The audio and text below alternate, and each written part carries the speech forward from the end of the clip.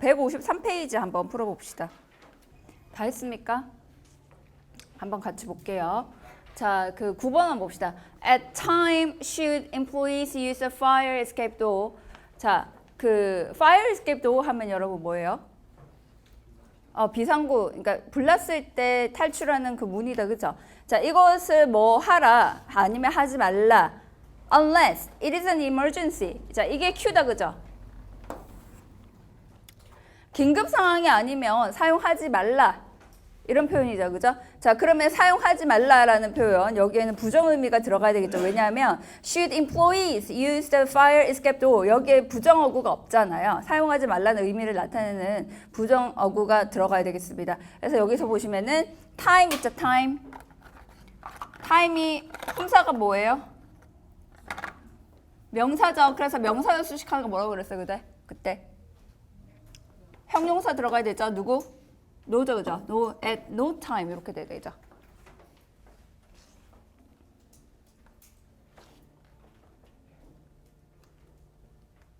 자, 그 다음에 10번 한번 봅시다. 10번. My boss wanted to know how much more time to finish the project. 그거 보니까 A, B, C, D가 들어가 있는데 여기서는 지금 적절한 그 순서를 골라라는 문제다, 그쵸? 자, 여기에 보세요. I wanted to know, 그 다음 how much more time, 얼마나 많은 시간이 필요로 합니까? 뭐가? 그 프로젝트를 끝내는데. 그래서 A, B, C, D 선택지를 보니까 I need를 가지고 적절하게 넣으라, 시제를 맞춰서 적절하게 넣으라는 건데 여기서는 굳이 여러분 의문문도 아니고 부정어구의 문도에 나오지도 않았으니까 주어 동사 도치시켜야 될 이유가 없죠. 그래서 그대로 쓰면 돼요. 그죠? 시제는 과거 형태니까 주어 I needed 이렇게 쓰면 되죠.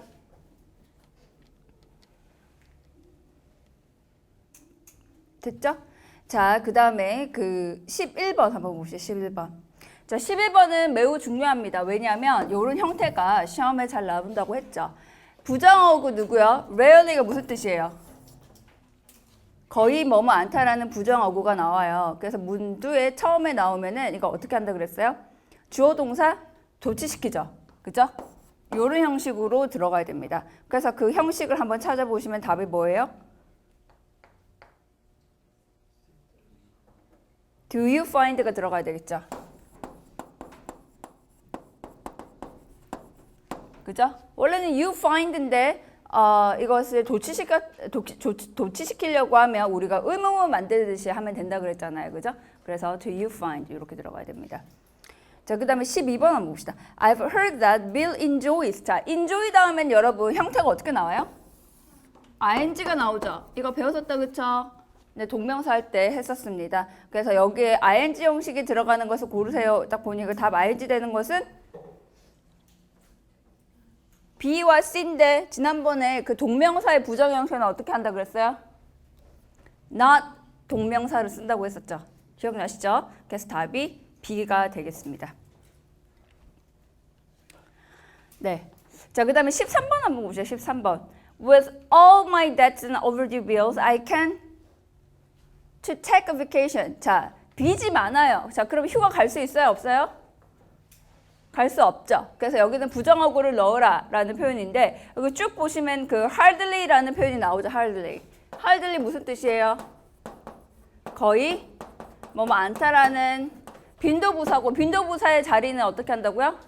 조, 뒤, 비, 뒤, 일압이라고 얘기했었죠. 그래서 조동사 뒤에 비동사 뒤에 일반 동사 앞 can hardly afford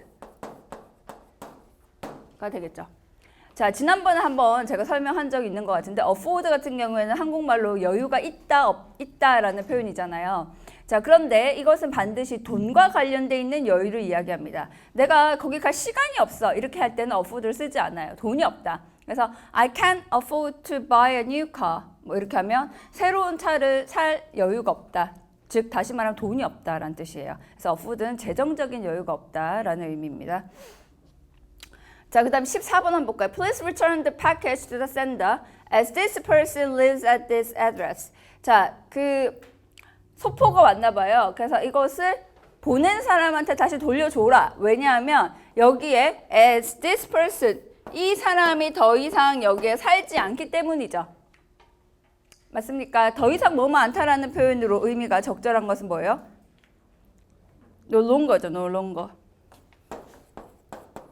요거는 이거 세트로 하나의 세트로 외워주세요. 거의 더 이상 뭐뭐 않다. 여기에 만약에 this person doesn't live at this address 이렇게 해도 말은 되죠. 근데 지금 보니까 lives를 여기 보시면 시제를 포함해서 lives를 따로 빼놨으니까 여기 앞에는 doesn't가 들어갈 수가 없잖아요. 그쵸? 그래서 선택지 보면 doesn't가 없습니다. 그죠? 그래서 답이 no longer가 들어가게 되겠습니다. 자, 그 다음에 15번 봅시다. If you are, I do not mind waiting and doing it later. If you are, 자, 너가 만약에 뭐 하면 나는 좀 기다리는 것을 싫어하진 않아요. 그러니까 기다려도 괜찮아요. 이런 표현이에요. 자, 그럼 너가 뭐 하면 준비가 되지 않았다라고 하면 그러면 어떻게 해요? 나는 준비가 됐다. 너가 준비가 됐다. 이렇게 하면 영어로 어떻게 합니까? You are ready. 자, 그러면 ready를요. 부정 형태로 만들면 되잖아요. 어떻게 해요? not을 어디다 붙여요? If you are not ready. 그 다음에 아직까지 준비가 안 돼 있다. 이렇게 얘기하면 어떻게 해요? yet. If you're not ready yet. 이까지 넣으면 되겠죠. 그래서 답이 A번이 되겠습니다. 자, 이까지 모르는 거 있으면 질문하시죠. 니게이션에 대해서. 자, 니게이션에 대해서 우리 다 같이 한번 정리를 해보면 일단은 문제가 나올 수 있는 것들은 첫 번째 뭐가 제일 중요하냐 하면 첫 번째 뭐예요? word order.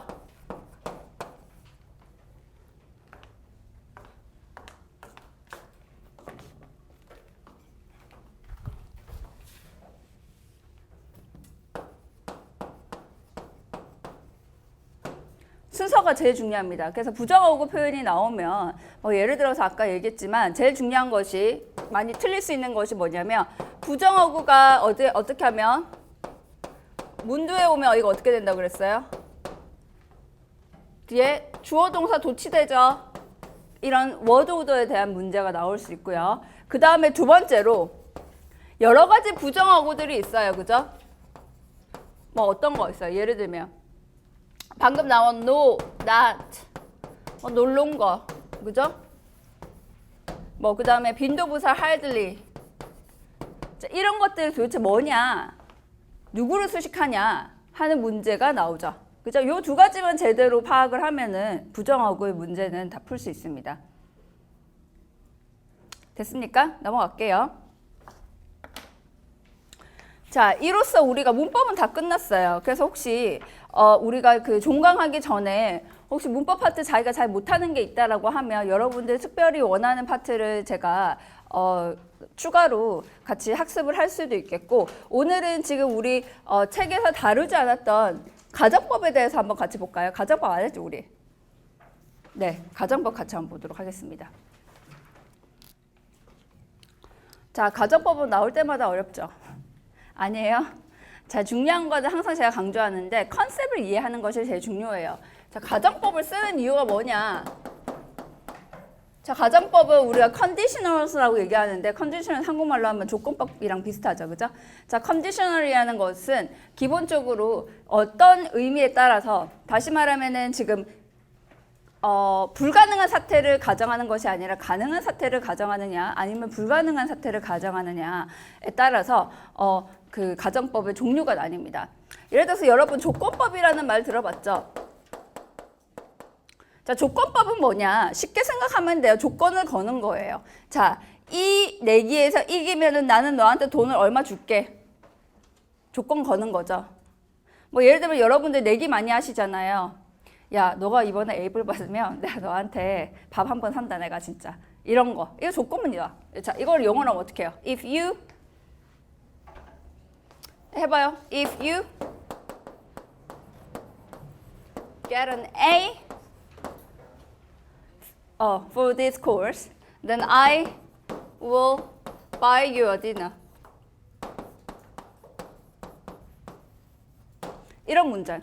자, 이거는 여러분 솔직히 A를 받으면 내가 밥을 산다라는 거는 죽어도 그 사람이 A를 못 받을 상황은 아니죠. 아니에요, 이건. 네, 천지가 개벽하지 않는 한 너는 A를 받지 못할 것이다 라는 상황은 아니라는 거예요. 그죠? 그래서 너 A 받으면 내가 밥 한번 살게 라는 이런 표현은 이건 조건을 그냥 다는 거죠. 충분히 일어날 수 있는 상황이다. 그죠? 이럴 때는 그 if 절에 주어 그 다음에 이거 현재 시제다. 그죠? 그 다음에 주어 will 동사 원형 이렇게 나타내는 것이 그냥 조건 다는 거예요. 뭐 예를 들면 이번에 복권을 이제 샀어요. 그래서 이제 간절하게 복권이 걸리고 싶다라는 마음가짐으로 이번에 내가 복권이 걸리면 나는 세계 여행하고 싶다 라고 하는, 물론 찬스는 굉장히 낮지만은 그것이 정말 천지가 개벽해도 안 되는 그런 일은 아니라는 겁니다. 그죠? 그렇게 간단하게 조건을 달 때, 뭐 예를 들면은 이번 방학에 내가 너한테 100만 원 주면 너 그걸로 뭐 할래? 이렇게 조건을 단다든지, 그러니까 충분히 일어날 수 있는 상황인 거죠. 절대로 불가능한 상황은 아니라는 거예요, 조건법은. 자, 이런 것들을 우리가 조건법을 쓰고 시제가 if 절에 현재, 주어 다음에 현재, 그 다음에 I will buy 이런 식으로 will 플러스 동사 원형이 그 본절에 들어간다는 겁니다. 자, 그럼 가정법이 여러분들이 많이 어려워하는데,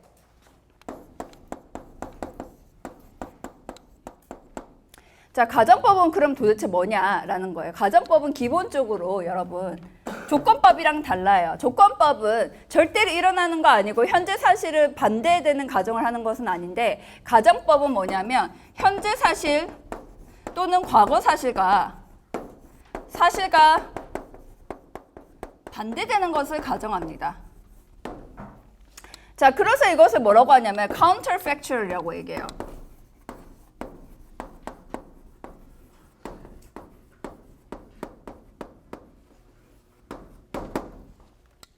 사실과 반대되는 내용을 가정을 한다는 거예요. 그래서 제가 방금 얘기했지만 사실이란 건 지금 현재 일어나고 있는 사실일 수도 있고 과거에 일어났던 사실일 수도 있잖아요. 그 요 두 가지를 가정하는 거, 뭘 가정하는지에 따라서 시제가 달라지는 거예요. 자, 그럼 첫 번째로 현재 사실을 가정한다고 칩시다. 자, 이거 한번 볼까요? 자, 이 가정이라는 것이 현재 사실과 반대되는 거니까 일어날 수 없는 것을 가정을 해야 되겠죠. 예를 들면 나는 여러분 항상 학교 올 때 어깨 날개가 좀 달렸으면 좋겠어요. 날아오게요. 그죠? 특히 이제 지하철 타고 오시는 분들 멀잖아요. 그러면 여기까지 걸어오려고 하면 아침 9시 수업이다 이러면 굉장히 힘들잖아요. 그래서 예전에 어릴 때 대학 다닐 때도 그렇고 그 상상을 많이 했어요. 날개 달리면 좋겠다. 아니면 발에 그 로켓 있잖아요. 로켓처럼 뭐 좀 달려가지고 버튼 한번 누르면은 그 강의실까지 딱 도착했으면 좋겠다. 이런 상상 많이 했거든요. 자, 나는 사람입니다. 지금 현재. 그런데 내가 만일 새라면 나는 하늘을 날 수 있을 텐데, 이런 상황 한번 가정을 해봅시다. 자, 나는 새입니까? 아니에요? 새 아니에요? 난 새 아니잖아요. 그럼 죽어도 난 새가 될 수 있습니까? 없습니까? 환생을 믿나요, 여러분? 어쨌든 나는 새가 될 수 없죠? 지금 현재 나는 새가 아니에요. 그러면 어떻게 해요? 자, if I, 그 다음 내가 만약에 새라면 라고 해서 지금 현재 사실을 가정하는 거니까 시제는 여기에 과거가 들어가. 이건 규칙이에요. 그래서 이거는 외울 수밖에 없겠죠. If I were a bird, I could fly. I could fly the sky. 뭐 이런 식으로 했다 칩시다. 자, 이런 문장이 있어요. 자, 이것이 지금 현재 여러분들의 상황을 가정하는 거. 나는 사람인데 새로 태어날 수 있나요? 없나요? 없죠. 절대로 일어날 수 없는 사실이죠. 그래서 이것은 언제 사실과 반대돼요? 현재 사실과 반대되고,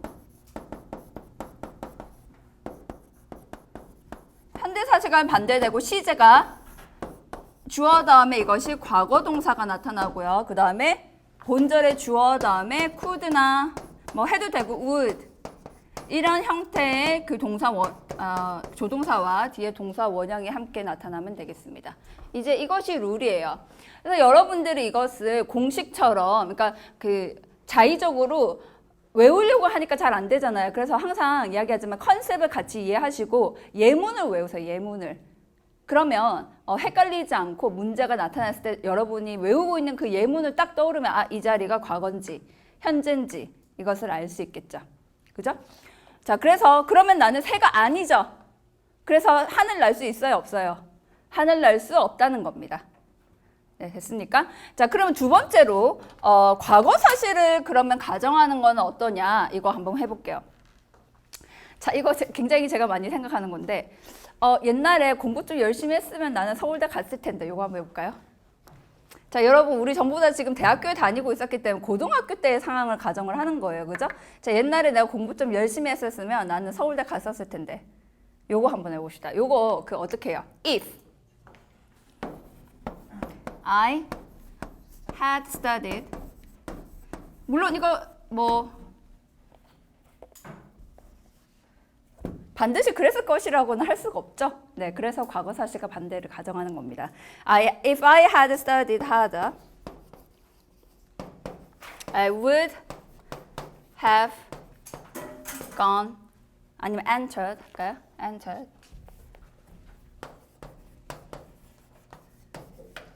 자, 서울대. 그죠? 자, 이거는 다시 말하면은 바꿀 수 있는 사실이에요, 아니에요? 바꿀 수 있어요, 없어요? 바꿀 수 없죠? 이미 과거는 끝났습니다. 그렇죠? 다시 재수를 하지 않는 한 이런 사건은 일어나지 않을 겁니다. 그래서 이거는 언제를 가정해요? 네, 과거를 가정하죠. 과거 사실과 반대되는 것을 가정하고, 그 다음에 시제는 어떻게 되냐면 if 주어 had pp, 그 다음에 주어 would have pp, 이런 식으로 나타나죠.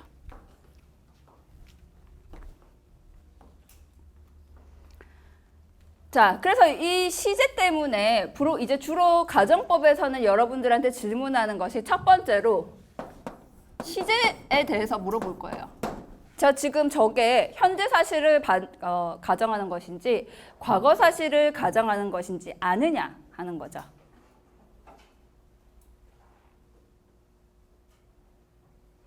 그쵸, 여러분? 자, 그래서 시제를 문제를 여러분들이 나오면 고를 수 있어야 되는데, 이것은 방금 얘기했지만 예문을 외우는 거예요. 예문을. 자, 그 다음에 두 번째로는 뭐냐면 그 순서, 항상 영어 시험에서는 항상 순서가 많이 나오는데, 자, 순서라는 것은 뭐냐면, 자, 여기서 if를 만약에 생략을 할 수도 있거든요. 아까 부정어구가 문 뒤에 나오면 어떻게 된다고 했어요? 부정어구가 문 뒤에 나오면 도치된다고 했잖아. 마찬가지로 if가 나왔을 때 if를 만약에 생략을 했다 칩시다. 생략을 했어요. 자, 지웠어요. 자, 이렇게 하면 여기에 if가 있었다라는 것을 여러분 알려주기 위해서 동사 were를 앞으로 끄집어냅니다. were I a bird, 이런 식으로. 그래서 if가 생략되면 어떻게 돼요? 주어 동사가 도치되죠. 네.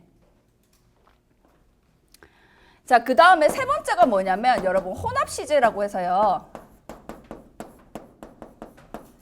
자, 이것은 사실 토익에는 많이 나오지 않아요. 근데 이제 여러분들이 예를 들어서 라이팅 같은 거 할 때 아니면 독해 지문을 읽을 때 이것이 섞여 있으면은 의미를 제대로 잘 알아야 돼요. 그래서 어떤 의미로 이 문장을 썼는지를 이제 알아야 되는데, 혼합 시제라는 것은 주로 이렇게 섞어요.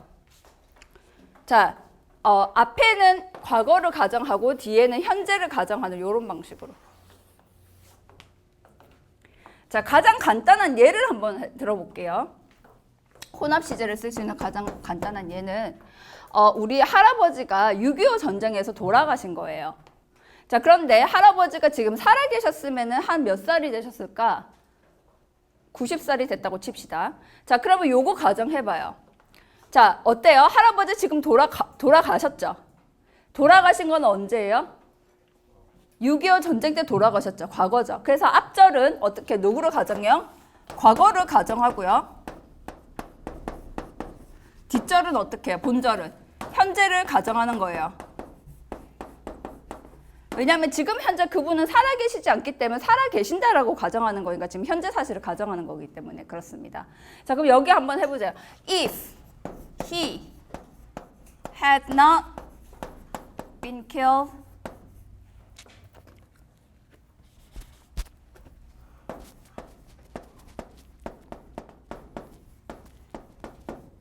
in the war, 그죠?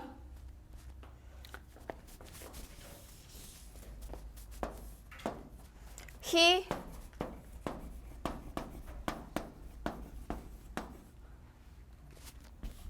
자, 90세이시다.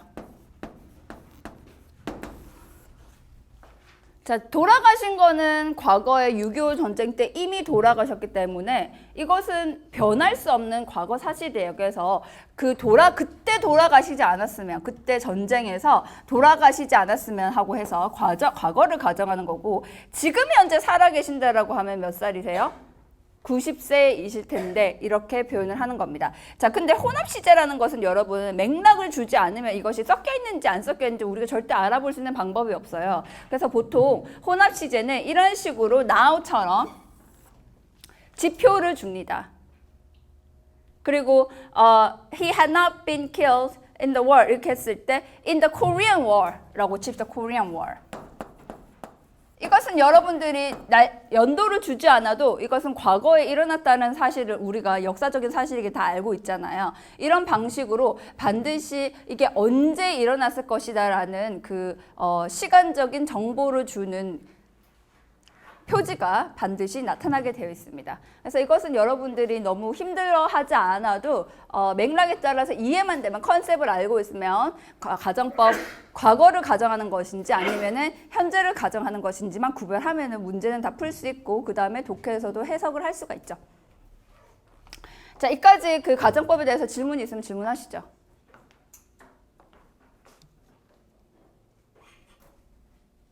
질문 없어요? 잘할 수 있어요. 나우처럼 지표되는 것 좀 예시를. 자, 현재를 나타내는 어떤 방식으로든 현재를 나타내는 그런 표현들 있잖아요. Now. 현재를 나타내는 거 뭐 또 어떤 거 있어요? 지금 현재. 뭐 today, 오늘 뭐 이런 표현이라든지 또 어떤 거 있을까요? 요즘에라는 그런 표현이라든지. 그죠? 자, 그래서 주로 now가 많이 나타나긴 하는데 지금 현재라는 표현은 가장 직접적으로 나타내는 표현이기 때문에요. 네. 또?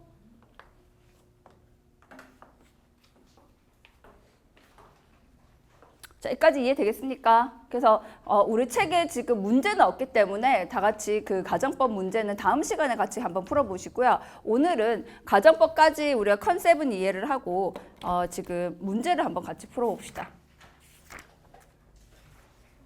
그 154페이지에 텍스트 컴플리션 있죠.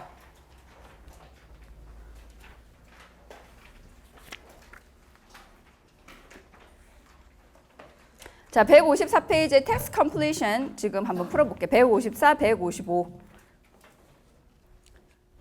자, we will not be financial statements. 자, 여기에 지금 선택지를 보니까 이 문제다, 그쵸? 자, financial statement를 우리는 뭘 하지 않을 것입니다. It will soon be time to file your tax returns. We will not be financial statement automatically to all employees as we have done in the past. 자, 텍스 리턴 하면은 세금 환급이다. 그쵸? 세금 환급과 관련해서 우리가 자동으로 모든 직원들한테 파이낸셜 스테이트먼트, 우리로 치면 이거 한 어느 정도 될까요? 회사에서 떼주는 서류겠죠. 그러니까 연말정산 서류 같은 것처럼 그런 서류를 우리는 자동으로 떼주지는 않을 거예요. 그죠? 자, 이렇게 얘기했을 때 financial statement를 발행하다라는 표현이죠. 그래서 어떤 서류를 발행하다라고 하면 여러분 issue 라는 단어를 써요. 그래서 여기 지금 보니까 be ing 형태를 쓰고 싶은 거죠. 그죠? 시제가. 그래서 답이 C가 되겠습니다. 자, 이것은 어휘를 알아야 되는 거니까요. 자, 그 다음에 2번은 뭐가 되겠습니까? Please allow time for the processing of your request. 자, 그래서 만약에 이제 서류 떼달라고 하면은 그 처리할 수 있는 뭐를 달라? 시간을 달라. Please allow any time이 아니라 어떻게 해요? many time도 안 되죠. 왜요? time은 셀 수 있어요, 없어요? 없잖아요. 그래서 many는 안 됩니다. 자, a time도 안 되고요. 그죠? 자, 그러면은 답은 enough time.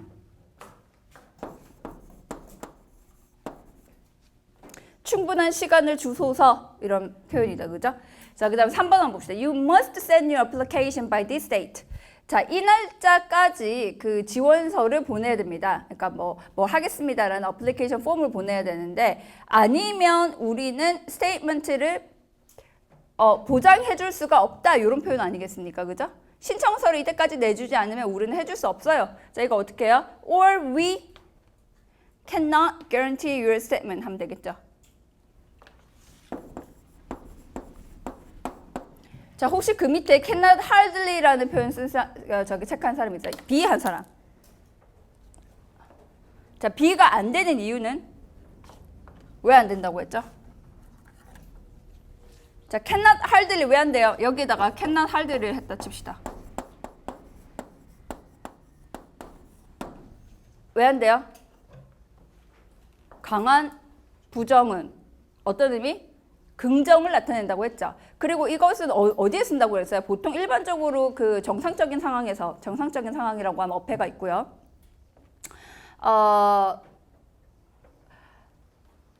시험 전형에서는 여러분 그 가장 나올 것 같은 것들만 냅니다. 그러니까 다시 말하면 일상생활에서 가장 쓸 것 같은 것만 내요. 그래서 그 부정어구를 두 가지 같이 쓰는 것이 언어적으로 안 된다라는 의미는 절대 아니에요. 하지만 그렇게 돼버리면은 강한 긍정이기 때문에 이렇게는 잘 쓰지를 않는 거죠. 어디에서? 시험 전형에서요. 그래서 여기서는 의미도 달라질 뿐더러, 그죠? 만약에 cannot hardly 하면은 하지 않을 것이다, 거의 하지 않을 것이다 라는 표현을 잘 쓰지 않고 첫 번째. 두 번째는 뭐냐면 부정의 의미가 두 가지가 함께 나타나면 이거는 긍정의 의미가 되기 때문에 의미가 달라지죠. 여기 지금 or이라는 표현이 있잖아요. or. 자, or의 의미가 뭐예요? 여러분, 자, 커피 마실래요? 아니면 주스 마실래요? 이렇게 할 때 그 혹은이라는 그 표현이잖아요. or이요. 그죠? 여기서는 뭐냐면 그렇지 않으면이라는 표현이에요. 그래서 의미가 otherwise랑 같은 의미입니다. 자, 이 날짜까지 신청서를 주세요. 아니면 우리는 못한다는 거지. 그때까지 서류를 못 대줘요. 이런 얘기잖아요. 그죠? 네, 그럴 때 의미가 맞지 않기 때문에 이 지금 부정 의미가 두 가지 들어가는 것은 안 된다는 거예요. 그래서 cannot hardly는 안 됩니다. 그리고 이런 표현 잘 쓰지도 않아요. 자, 넘어갑니다, 여러분. 4번 한번 봅시다. 4번. 자, 요 문제 계속 나오죠? 지난번에도 요거 한번 본 것 같은데. 그쵸, 여러분? 자, 여기서는 이제 차이는 뭐냐면 지난번에는 분사구문으로, 그러니까 즉 다시 말하면 이것이 어디였었냐면은 152페이지 1번도 요 문제 그대로죠. What to do, 뭘 할지를 몰라서 하고 하면 여러분들이 이제 이 정도 나오면 아주 획일화된 구문이구나 외우셔야 되죠. 자, 뭐예요? 뭘 할지 몰라서 어떻게 해요? Not knowing what to do. 그죠?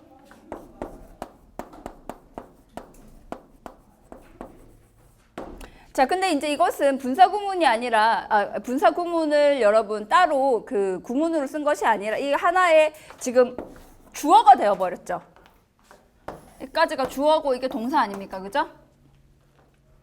자, 긴급 상황에서 뭘 할지 몰라가지고 막 이렇게 하는 것은, 어리둥절하는 것은 사실 그 수명의 그 생명이 달린 그런 문제가 될 수도 있다 이 말이죠. 생명을 빼앗아갈 수도 있다. 코스트라는 표현은 어떤 비용이 든다라는 표현이니까, 그렇죠?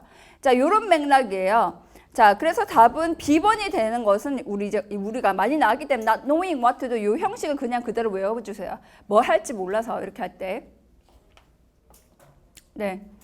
자, 그 다음에 5번 한번 봅시다. 5번. Do not worry if you do not have prior experience. 자, 그 전에 경험이 없더라고 해도 여러분 걱정하지 마세요 라는 표현이에요. 자, 그러면은 경험이 없다 라고 하면 여기 어떤 것이 가장 적절하겠습니까? A, B, C, D 중에서. 여기도 no는 안 되죠. 왜요? 부정 두 개 안 쓴다 그랬죠. 그러면은 do not. not이 나왔기 때문에 여기는 no가 안 돼요. 그럼 어떻게 해요? Any prior experience 이렇게 되겠죠.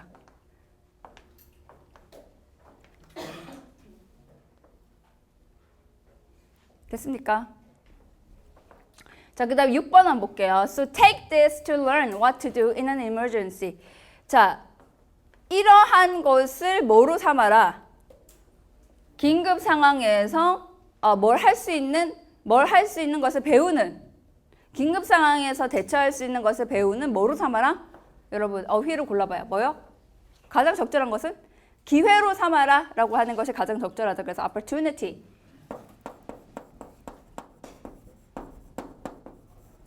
네, 이렇게 되겠습니다.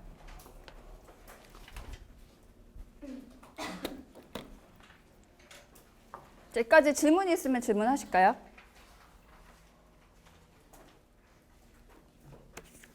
네, 넘어갈게요. 자, 그러면 오늘은 이제 리딩을 같이 해보도록 하겠습니다.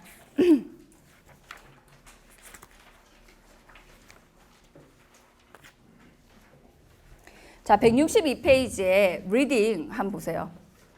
리딩 컴프레hension이라고 해서 여러 가지의 우리가 그 형식을 배울 텐데 각각의 형식의 그 지문들이 어떠한 내용을 담고 있는지를 여러분들이 익숙해지면 그 텍스트가 익숙하면 어떻게 돼요? 텍스트가 익숙하면 문제 푸는데 좀 용이하죠? 그쵸? 뭐 이런 거예요. 사람들마다 이메일은 더 친숙한데 뭐 예를 들어서 리포트 같은 것이 나오면 좀 당황하고요. 아니면 또 어떤 사람들은 어떤 거요? 주로 어떤 게 당황스럽습니까? 이건. 그러니까 자기한테 가장 그 친숙한 그런 그 텍스트가 문제 풀 때도 여러분들도 친숙하게 다가갈 수 있고 하니까 제일 중요한 것은 뭐냐면 이 여러 가지 그 타입들의 형식에 여러분들이 익숙해지는 겁니다. 자, 그래서 첫 번째로 이메일이 나왔죠. 이메일. 같이 한번 볼게요.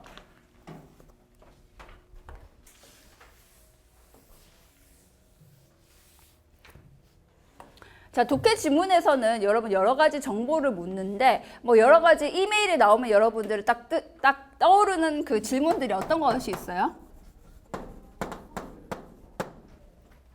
자, 어떤 질문 하겠습니까? 리딩 많이 풀어보셨잖아요. 어떤 질문이 주로 나와요? 이메일 나오면. 네? 목적, 그죠? 목적, purpose. 또 왜 이 글을 썼느냐는 거지. 뭐 예를 들어서 이런 거 있잖아요. 환불하고 싶어요. 막 이렇게 하면서 컴플레인 하는 그런 이메일 같은 경우에는 목적이 컴플레인이겠죠. 그죠? 또 어떤 거?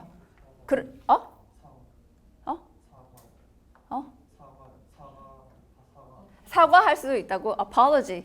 또 안 들려. 또 세부 내용의 디테일에 대해서 물어보는데 이제 가장 여러분들 편하게 풀 수 있는 문제는 어떤 거예요? 후에 대해서 질문하면 편하죠. 누가 이메일을 썼느냐, 그 다음에 누구한테 이 얘기를 하고 있느냐, 그러면 다음에 이어지는 액션을 취할 사람은 누구냐 이런 방식으로 누가 어떻게 하는지를 물어볼 때 이럴 때 편하고 또 어떻게 해요? 또 어떤 질문이 있어요?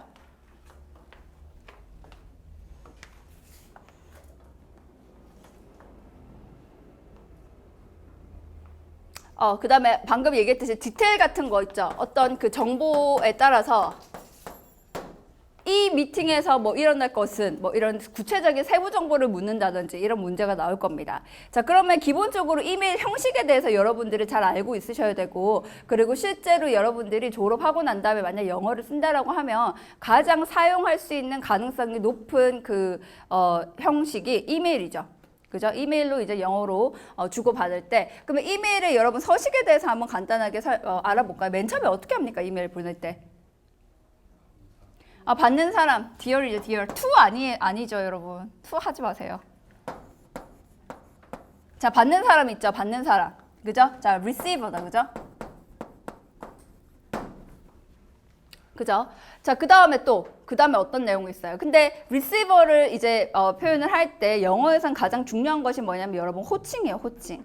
그러니까 한국에서는 호칭이 상대적으로 좀 덜 중요한 것 같아요, 한국은요. 예를 들면은 잘 모르는 사람한테도, 물론 잘 모르는 사람 같은 경우에는 자, 윤희건 씨 이렇게 하죠. 그 씨라는 표현을 붙이잖아요. 그럼 이메일 보낼 때도 윤희건 씨 이렇게 합니까? 우리 뭐라고 해요? 윤희건 귀하 이렇게 하죠. 그럼 디얼이랑 귀하가 같은 말이고 그 앞에 아무것도 그 호칭은 붙이지 않잖아요. 예를 들면요. 그죠? 자, 근데 영어는 그렇지 않고 호칭을 반드시 붙여야 돼. 이 사람이 누군지에 따라서 뭐라고요? 미스터, 미스, 뭐 아니면은 닥터다. 그럼 닥터. 아니면 프로페서다. 그러면 프로페서. 자, 이런 식의 호칭을 붙입니다. 그죠? 자, 그 다음에 맨 처음에 무슨 얘기를 하고 싶습니까? 처음에 이메일 어떻게 해요? 본론 시작합니까? 맨 처음에 뭐라고 해요? 자, 간단한 인사를 하겠죠. 뭐 나는 아니면 자기소개를 간단하게 해도 되고요. 나는 뭐 하는 사람이에요. 내가 왜 이메일을 보내냐면요. 이렇게 하면서 그 다음에 이제 이어지는 것이 뭐냐면 목적이죠. 이 글을 쓴 목적.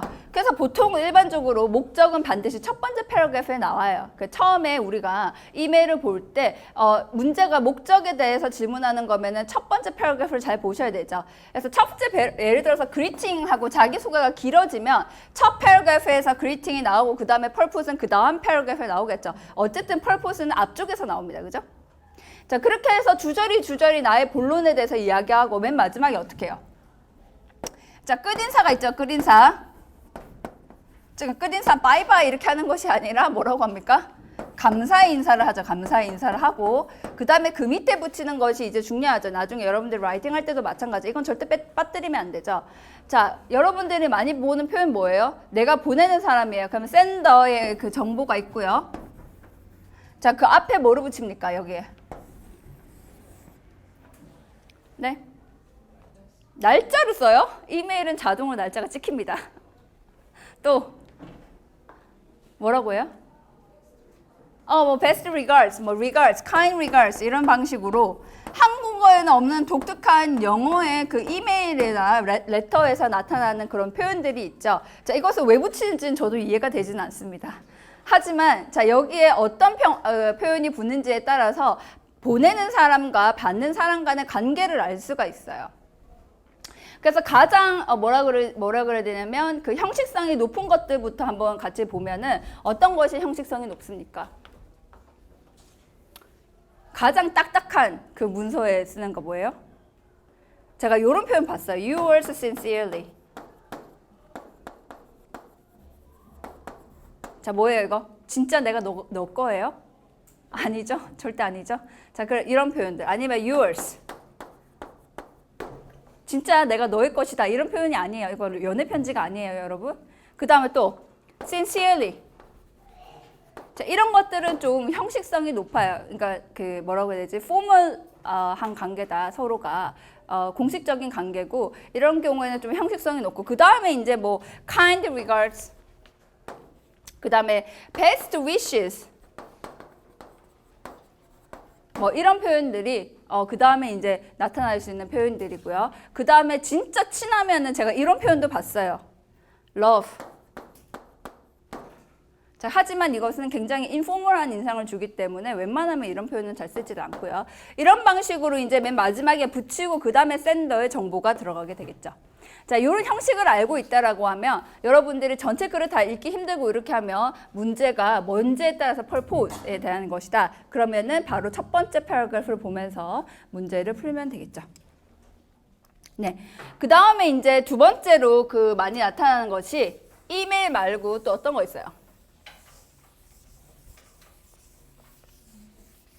응? 자, 두 번째. 이메일 말고. 네? 광고? 네, 광고.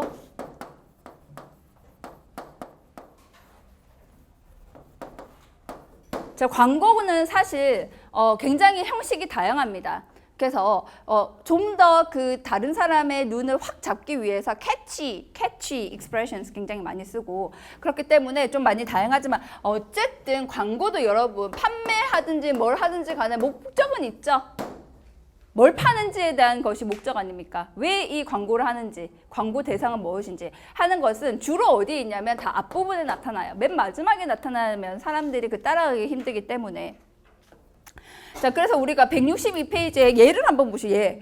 It's our annual back to school event. Buy your kids a new 14 laptop. 14인치 랩탑이라고 얘기하는 거죠. With all the memory they will need for only $699. 자, 여기 보세요. 자, 이거 뭐 광고하는 거예요? 랩탑 광고다, 그렇죠? 그래서 이런 식으로 뭘 광고하는지 그 대상, 판매 대상 이런 내용은 다 앞부분에 나타나게 되죠. 자, 그 다음에 메모 한번 봅시다. 메모.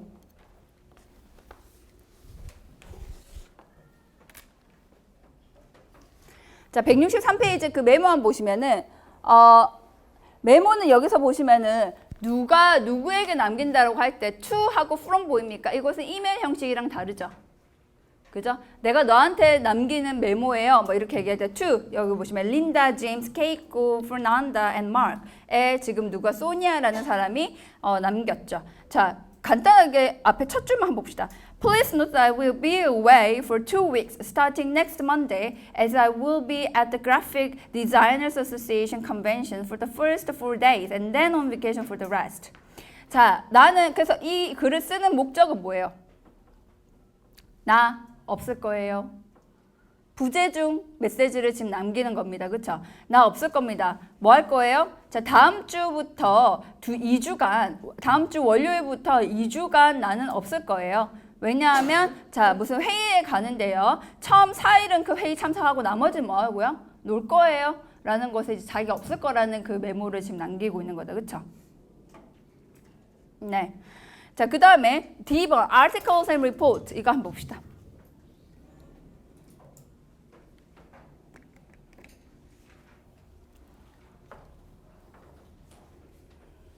자, article하고 report도 여러분 쓸 때 모든 글은 그 글을 쓰는 목적이 있기 마련입니다. 그래서 반드시 목적을 앞에 나타내야 되는데 첫 번째 패러그래프에서 목적이 나타나는 경우도 있지만은 첫 번째 패러그래프 자체를 짧게 쓰면서 그 배경에 대해서 foregrounding 하는 경우도 있어요. 그럴 때는 두 번째 패러그래프 쪽에서 그 purpose에 대한 얘기를 하겠죠. 자, 요거 한번 같이 볼까요? The number of Americans at risk of losing their homes is rising, reflecting the U.S. economy's continued struggles. 자, 미국에서 그 집을 잃어버리려고 하는 그 위험에 있는 미국인들의 숫자가 점점 더 증가합니다. 자, 이것은 경제가 좀 힘들어지고 있다라는 것을 반영하는 거다, 그렇죠? 자, in a normal market, around 1.1% of homeowners are late in making payments or miss payments completely. 자, 그 집 소유들 중에 1.1% 정도의 그 소유주들이 제때 돈을 못 내거죠. 그러니까 뭐 대출이나 이런 게 있으면 제때 돈을 못 내거나 아니면 아예 늦게 내버리는, 아예 못 내버리는, 늦게 내거나 아니면 아예 내지를 못하는 경우가 있습니다. 자, 이런 내용에 대해서 이야기를 해요. 자, 그러면 여기에서 여러분 주제는 뭐예요? 주제.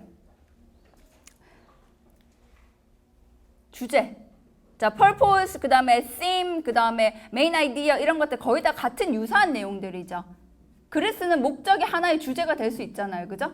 자, 여기서 주제는 뭐예요? 첫 번째 패러그래프에서 나온 그것이 주어져. 그쵸?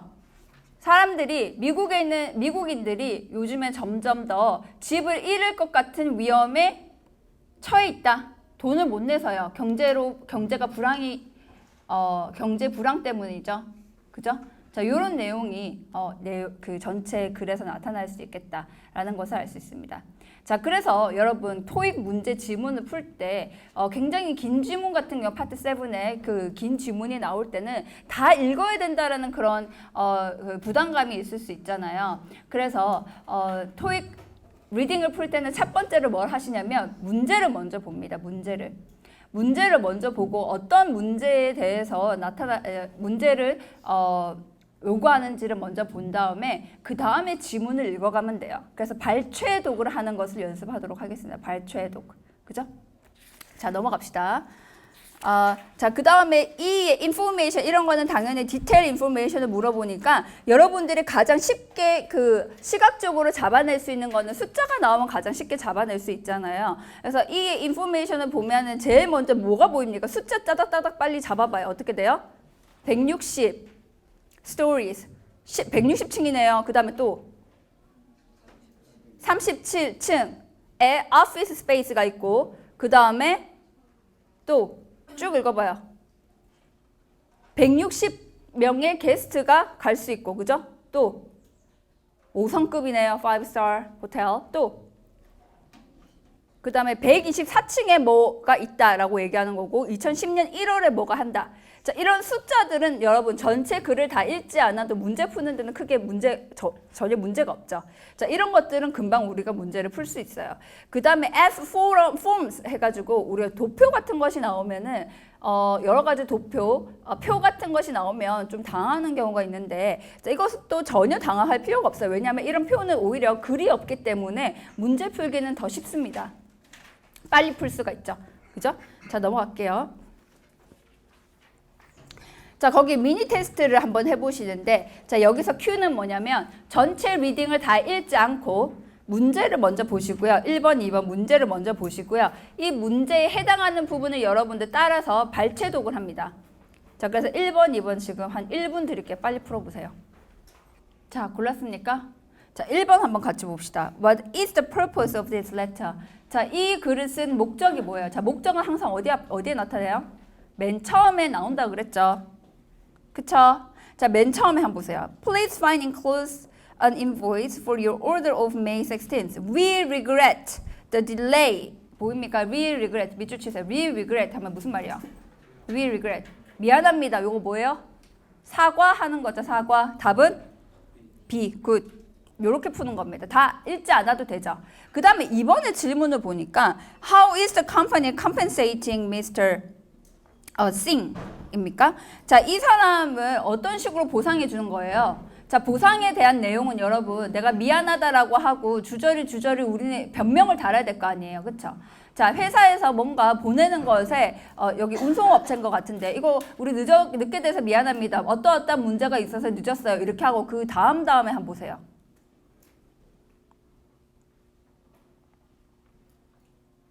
자, as such 보입니까? as such. We have carried your shipment to you at no extra cost. 그죠? 돈 안 받고 우리가 보내줄게요. 너무 늦었기 때문에요. 이게 지금 compensation이죠. 그죠, 여러분? 그렇게 하고 뭐 이렇게 우리가 이렇게 보상을 해주겠습니다. 그렇게 하고 맨 마지막에 어떻게 합니까? 또 미안합니다. 한 번 더 사과를 해야 되겠죠. 이것이 전형적인 그 사과하는 레터의 형식입니다. 그래서 답은 어떻게 돼요? 공짜로 뭐 해주는 거예요? 선적한 것을 보내주는 거죠. 답은 D, 그쵸? By expediting his shipment for free. 이런 식으로 여러분들이 텍스트 형식에 대해서 잘 알고 있으면은 전체 지문을 다 읽지 않아도 금방금방 답을 고를 수가 있겠죠. 맞습니까? 이렇게 풀어야 됩니다. 아니면 시간이 없어서 다 읽지를 못해요. 자, 그 다음에 167페이지 또 간단하니까 한번 해볼게요. 이것도 이제 이메일이에요, 이메일. 자, 이메일인데, 3번 문제가 Why is Tamara writing? 타마라가 지금 이 글을 쓰는 목적. 그러면 이거 앞에 나오죠. 그죠? 그 다음에 4번 보세요. Where is the apartment located? 자, 이것은 여러분 구체적인 정보가 있으니까 요거는 좀 읽어야 되겠네요. 그죠? 그래서 문제 한번 풀어보세요. 자, 풀었습니까? 자, 3번 Why? Why에 대한 질문은 이것은 목적이죠. 그죠? 자, 목적은 맨 처음에 나온다 그랬죠? 자, 보세요. I'm writing to ask about the 2-bedroom apartment for rent that I saw in the newspaper last weekend. 뭐 하는 거예요? 아파트를 렌트하는 것 때문에 지금 물어보는 거죠. 문의하는 거죠. 답이 뭡니까? B. To inquire about a place for rent. 네. 새 들어 살려고 지금 집을 구하는 거다. 그쵸? 자, 그 다음에 4번 봅시다. Where is the apartment located? 자, 여기서 보시면 아파트먼트 위치를 알려고 하는 거잖아요. 그럼 여러분들이 찾아야 되는 단어는 뭐예요? locate, 동사, 혹은 명사, location 쭉 찾아봐요. 눈을 빨리 돌려보세요. 답은 어디 있어요? location 어디? The last thing I was wondering about was the location. 보입니까? 자, 그래서 여러분 스키밍이라는 그 전략 아시죠? 독해 풀 때 스키밍 뭐하는 훑는 거예요. 훑는 거. 처음부터 글을 다 보는 것이 아니라 이렇게 눈을 이렇게 굴려요. 그렇게 해서 비슷한 내용이 나타나는 부분을 여러분들이 포착을 해서 그 부분을 읽는 거예요. 그죠? 자, 그럼 여기 쭉 보시면은 계속 보면 주로 우리가 내용어를 주로 보는데 내용어가 뭐예요, 지금? 제가 내용어라고 했죠. content words라고 합니다. content words. 뭐죠? 내용어는 명사, 동사 이런 것들이 주로 내용어고 형용사, 부사. 그런데 이런 정보를 묻는 것들은 주로 뭐예요? 동사나 명사의 그 의미가 다 들어가 있죠. 맞죠, 여러분? 그래서 여기서 그 골라봐요. location. 자, 내가 궁금한 것은 이제 위치인데요. You stated that it is on the outskirts of town. 자, 이 말 무슨 말이에요? 도시 외곽에 있다라고 얘기를 했는데 But I want to be clear on how remote it is. 근데 얼마나 먼지 내가 좀 알고 싶어요. 자, 그럼 이 집은 지금 어디에 있는 거예요? 타운 안에 있는 것이 아니라 밖에 있죠. 그래서 답은 C. 네. 자, 여기서 outskirts를 모르면 답을 고를 수가 없죠. 자, 근데 우리가 정확한 뜻은 몰라도 좀 guess를 어느 정도 할 수는 있죠. out이라는 것은 바깥에 나가는 거니까 내부는 아닌 것 같다라는 것은 여러분들 어느 정도 짐작은 할 수 있겠습니다. 넘어갈게요. 자, 그 다음에 168페이지 한번 봅시다. 이제는 문제가 세 문제가 나왔어요. 그래서 항상 이메일에 맨 처음에 나오는 것은 purpose, why, 뭐 그 주제와 관련해서 하는 질문을 하는 거고요. 마찬가지로 5번도 보니까 What is the problem with Mr. Thompson's checking account? 자, 뭐가 문제냐? 그러니까 이거를 왜 썼느냐 하는 거죠, 그죠? 자, 근데 6번 보세요. Why is Mr. Thompson paying interest? 왜 이 사람이 지금 이자를 내고 있습니까? 그죠? 그 다음에 7번 What does Miss Ford suggest? 그래서 이 사람이 뭘 제안을 합니까? 자, 그러면 제안하는 내용은 항상 어디 있어요? 마지막에 있겠죠. 처음부터 제안하지 않을 거 아니에요. 그래서 이런 순서대로 글을 한번 읽어보세요. 자, 168페이지 다 읽었습니까? 문제 풀었어요? 아직 안 되신 분? 다 했어요? 빨리 푸시네요, 이제. 네. 자, 이거는 여러분들이 맥락을 좀 알아야 돼요. 이게 제가 영국에 있었을 때 저도 당했습니다. 이게 시스템을 이해를 못 해가지고. 자, 이건 뭐냐면 한국 같은 경우에는 여러분 그 계좌를 개설을 하게 되면은 예를 들어서 내가 계좌를 개설해서 거기다 10만 원을 넣어놨어요. 그럼 여러분들 체크카드 많이 쓰시잖아요. 체크카드가 영어로 뭐예요? 체크카드가 영어가 아니에요. 뭐예요? 데비트 카드. 자, 데비트 카드라는 것은 우리가 흔히 말하는 체크카드입니다. 그래서 쓰면 그 계좌에서 자동으로 돈이 나가는 시스템이에요. 그래서 당연히 한국에서는요, 계좌에 잔고가 없으면 체크카드가 안 써지죠. 맞습니까? 네, 그래서 10만 원을 넣어놨다가 뭐 물건을 사려고 해요. 12만 원짜리 물건을 사려고 합니다. 그럼 그게 써져요? 안 써지죠. 근데 영국은 써져요. 그래서 제가 몰랐어요, 그거를. 자, 그래서 이게 뭐냐면 그 온라인에서 그때 뭐 물건을 사고요. 저는 당연히 돈이 없으면 안 써지겠지. 그래서 나는 당연히 돈이 있을 거라고 생각을 한 거예요. 왜냐하면 계좌가 두 가지로 나뉘어집니다. 첫 번째가 뭐냐? 우리가 흔히 말하는 세이빙스 어카운트.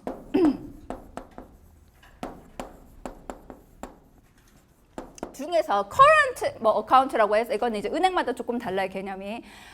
지금 현재 계좌, 말하자면 입출금 계좌가 있고 그 다음에 여러분들이 많은 돈을 이제 넣어놓는 어떤 그 예금 계좌가 또 따로 있어요. 그 두 가지가 있는데 보통 보면은 그 두 가지 간에 그 돈이 자동으로 이체가 안 되니까 돈을 이체를 옮겨서 쓰고 이런 식으로 하고 그것도 우리는 마찬가지, 우리도 마찬가지잖아요. 각 계좌 간의 돈의 이동은 내가 오케이 할 때만 되죠.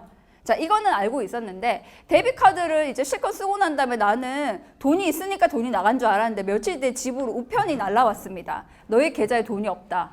그렇게 하면서 마이너스 뭐 예를 들어서 마이너스 20파운드 이런 식으로 이제 찍힌 거예요, 계좌에다가. 내가 돈이 없는데 20파운드가 마이너스가 될 리가 없잖아요. 그래서 난 너무 황당했어요. 더 황당했던 건 뭐냐면 이 사람과 비슷한 그 이메일을 받으면 레터를 받았어요. 이게 지금 레터거든요, 그죠? 받으면서 뭐라고 하냐면 이 하루에 연체 이자가 5파운드라는 거예요. 그래서 제가 일주일이 지났거든요. 왜냐하면 그쪽에서 그 우편을 자기들 발송하고 우리 집까지 도착하는 시간이 보통 한 일주일 됩니다. 영국은 느려가지고요. 그래서 일주일 뒤에 받았는데 마이너스 된 금액은 25파운드인데 제가 수수료를 25파운드를 지금 지불하게 생긴 거예요. 황당하죠? 그래가지고 제가 은행을 갔습니다. 제 친구가 반드시 절대로 컨프런테이션 하지 말라고 하더라고. 컨프런테이션이 무슨 말이에요? 막 싸우고 이렇게 하지 말래요. 그러면서 무조건 몰랐다고, 처음부터 끝까지 몰랐다고 굉장히 순진한 얼굴을 하면서 그렇게 얘기하면 도와줄 거라고 이렇게 얘기했어요. 갔어요, 제가. 그러면서 한국은 이런 시스템 아니다. 나 여기 온 지 얼마 안 됐다. 나 몰랐다. 그렇게 하니까 거기 이제 직원분이 어떤 쪽지에다가 쓰더라고요. 자신의 좋은 마음으로 이 빚을 탕감해 주겠다라고. 그래서 제가 그때 25파운드를 안 낸 적이 있습니다. 자, 지금 이런 상황이에요. 지금 이 상황이. 그죠? 자, 이것을 이제 맥락을 이해하지 않으면 이게 왜 이렇게 되는지 모르는 거예요. 여기 한번 보세요. 자, 톰슨 씨, 내가 지금 연락하는 이유가 너 계좌 상태가 이렇거든? 이거 알려주려고 지금 연락하는 거예요. 이러면서 지금 보면은 마이너스 찍힌 거 보죠. 여기 overdrawn이라고 보입니까? 이체가 과다하게 된 거예요. 자기가 가지고 있는 금액보다. 자, 그래서 지금 빚을 지고 있는데 은행이 얼마의 빚을 지고 있어요? 마이너스 332달러 정도의 빚을 이 사람이 지고 있죠. 자, 그렇게 얘기하면서 이 사람이 뭐라고 하냐면 You have been charged a fee of 75 for this transaction. 네가 가지고 있는 돈보다 더 많이 이제 인출하는 바람에 그 수수료가 얼마라고요? 75파운드예요. 그러면서 in addition, a daily interest rate of 10%, 10.5%, 매일매일 이자가 10.5% 이자를 지금 부과를 시키는 겁니다. 엄청나죠? 그죠? 그 전체 금액에 대해서. 네. 자, 그래서 이 사람이 뭘 권합니까? 그 다음에 자기가 본론을 이야기하자. 뭐요? I recommend that you sign up for our overdraft protection program. 자, 이것은 이제 자기가 가지고 있는 돈보다 더 많이 이체를 하더라도 이 보호해주는 프로그램이 있는데 이것이 얼마예요? 한 달에 3달러만 내면 수수료는 삭감될 거예요. will be waived. wave라는 표현은 이제 없애준다라는 그런 표현입니다. 자, 그러면 요 내용을 이제 알았으면 5번에 What is the problem with Mr. Thompson's checking account? 자, Mr. Thompson 씨가 지금 뭐가 문제예요? 돈을 너무 많이 인출했죠? 답은 A. 그죠? 그 다음에 Why is Mr. Thompson paying interest? 왜 돈 내고 있어요? 자기가 가진 돈보다 더 많이 인출했으니까 은행에 지금 빚을 진 상태죠. 그래서 거기에 대한 이자를 내고 있죠. 그래서 답이 D.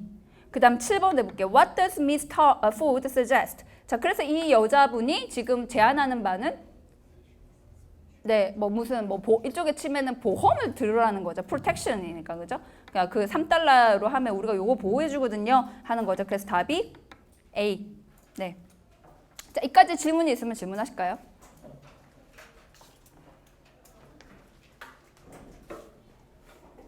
자, 이해되십니까? 그래서 우리가 문법은 이제 거의 다 했기 때문에 여러분들이 이제 특별히 문제를 푸시다가 모르는 부분이 있고 우리가 빠진 부분이 있다라고 하면 다음 시간에 가정법 그 문제풀이는 할 거예요. 그거 외에도 여러분들이 특별히 잘 안 되는 부분이 있다. 아니면 혹시 우리가 한 학기 동안 다뤘던 부분 중에 잘 모르겠는 부분이 있다라는 그 부분이 있으면 이야기해주면 거기에 대해서 이제 추가로 학습을 하고요. 그 다음에 리딩 계속 하도록 하겠습니다. 마칠게요.